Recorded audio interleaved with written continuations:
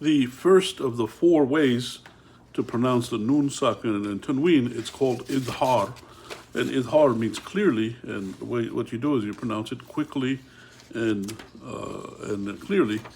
And what you do is you look at the letter after it, and if the letter after it is one of the letters of the throat, hamza, ha, ayn, and ha, ghain, and kha, akhi, haka, ilman, hazo, ghairu khasirin. If it's one of these letters that come after the nun, sakina, and tanween, then you pronounce it clearly and quickly.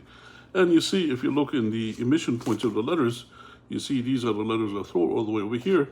And the nun, sakina, tanween, it's pronounced on the nose in the nasalization. So you see that they're very far apart, and so they are very distinct. So when you have the nun, sakina, tanween, and this letter comes after it, then you pronounce it clearly because it's so much different from the letters that are over here. So that's the way that you do it.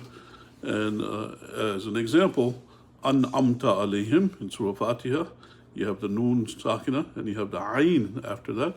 So you pronounce it quickly and clearly. An'amta, as an example, for the nun sakina, and you pronounce it clearly.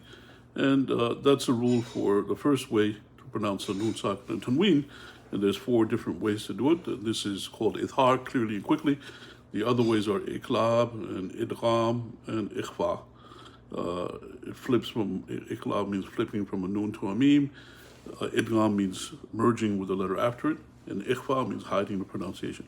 But this one you do it idhar, which literally means on the outside and apparent on the outside. So you pronounce it clearly, and quickly. That's the rule for it.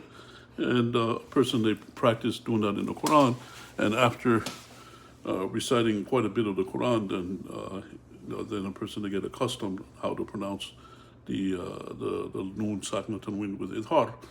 But some of the letters, sometimes it's not very common, like the ghain. If you have the nun, sakina, tanween with the ghain after it, there's only a handful of places in the Quran.